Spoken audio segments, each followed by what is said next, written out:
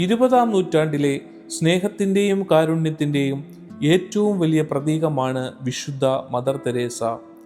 1910 യൂറോപ്പിൽ ജനിച്ച് തൻ്റെ ജീവിതത്തിൻ്റെ ഭൂരിഭാഗവും ഇന്ത്യയിൽ കൊൽക്കത്തയിൽ ദാരിദ്ര്യത്തിലും ദുരിതത്തിലുമായിരുന്നവർക്ക് വേണ്ടി സമർപ്പിച്ച പുണ്യവതിയാണ് വിശുദ്ധ മദർ തെരേസ. 18-ാം വയസ്സിൽ കന്യാസ്ത്രീയാകുവാൻ ഇന്ത്യയിലെത്തിയ മദർ തെരേസ പിന്നീട് കൽക്കത്തയിലെ ചേരികളിലെ അനാഥരുടെയും രോഗികളുടെയും നിലവിളികൾ കേട്ട് തൻ്റെ സുഖസൗകര്യങ്ങൾ ഉപേക്ഷിച്ച് അവരോടൊപ്പം ജീവിക്കാൻ തീരുമാനിച്ചു. 1950 മദർ തെരേസ സ്ഥാപിച്ച മിഷണറീസ് ഓഫ് ചാരിറ്റി എന്ന സന്യാസ സമൂഹം ലോകമെമ്പാടുമുള്ള ഏറ്റവും ദരിദ്രരെയും രോഗികളെയും ഉപേക്ഷിക്കപ്പെട്ടവരെയും ശുശ്രൂഷിക്കുന്നു.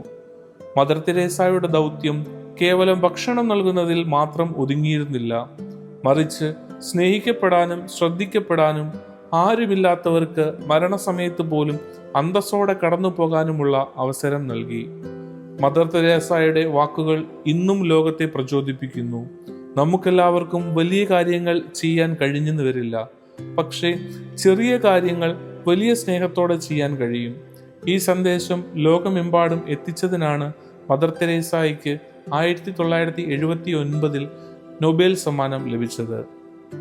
സ്നേഹിക്കപ്പെടാൻ ആരുമില്ലാത്തവർക്ക് ആശ്വാസം നൽകുവാനും മദർ തെരേസയെ പോലെ ജീവിതം നയിക്കുവാനും സർവശക്തനായ ദൈവം നമ്മെ സഹായിക്കട്ടെ എന്ന് പ്രാർത്ഥിക്കുന്നു.